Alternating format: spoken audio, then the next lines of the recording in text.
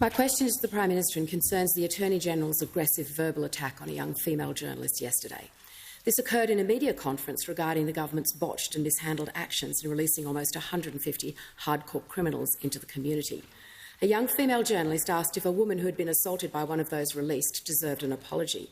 Not only did the Attorney General refuse to apologise, he aggressively shouted at the young female journalist.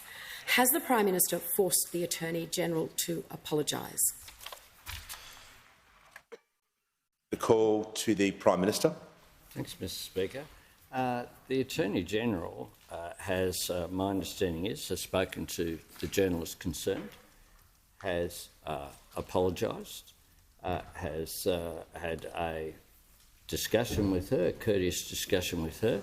When our standards aren't met in this place that we expect, that's the appropriate course of action to take. Give the call to the member for Hume. Give the call to the honourable member for Lingiari. Thank you, Speaker. My question is to the Treasurer. Treasurer, how is the Albanese Labor government's responsible economic management strengthening our economy and cleaning up a mess of a wasted decade? Give a call to the Treasurer. Thanks very much, Mr Speaker, and thank you to the wonderful member for Lingiari for her question. Mr Speaker, we are working for Australia to take the pressure off Australians, to strengthen Medicare and to build a future made in Australia in a world of churn and change. Order. And we know that people are still doing it very tough because of persistent inflation and higher interest rates and global uncertainty. And this is slowing our economy in expected ways, and we did see that in yesterday's national accounts.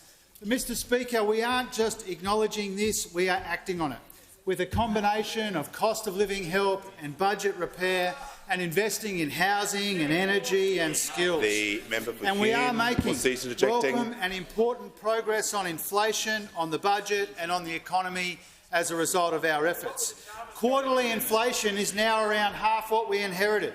Wages growth is stronger. Budget deficits are much smaller. The participation rate is higher. The unemployment rate is lower than when we came to office. And more jobs have been created on our watch than any other first-term government ever. We are restoring real wages growth. We've had 2 consecutive quarters of real wage growth compared to the negative 3.4% that we inherited at the election. And wages are now growing around twice as fast as they did under those opposites. The member for Bowman is We warned. are repairing the budget, Mr Speaker. We turned a $78 billion deficit into the first surplus in 15 years. That $100 billion turnaround is the biggest ever in this country. Because of our responsible economic management, gross debt will now peak lower, and that's saving Australians tens of billions of dollars in interest costs. Now, this comes from a combination of spending restraint and savings and banking upward revision to revenue in our budget. And our progress and our strategy on budget repair has been welcomed by the IMF, the Reserve Bank, Fitch Ratings, Deloitte Access Economics, the OECD and others, as making an important contribution to this fight against inflation. And it's made room for $23 billion in cost of living relief, which took half a percentage point off inflation in the most recent data. Remember, this is the help that those opposite voted against. Speaker, we finished the parliamentary year not just understanding the pressure that people are under and the reasons why our economy is slowing, but most importantly providing the responsible economic management to steer our economy through. Responsible economic management has been the defining feature of this government this year. It will be the defining feature of the mid-year update I released with Minister Gallagher, and it will be the defining feature of the year ahead as well.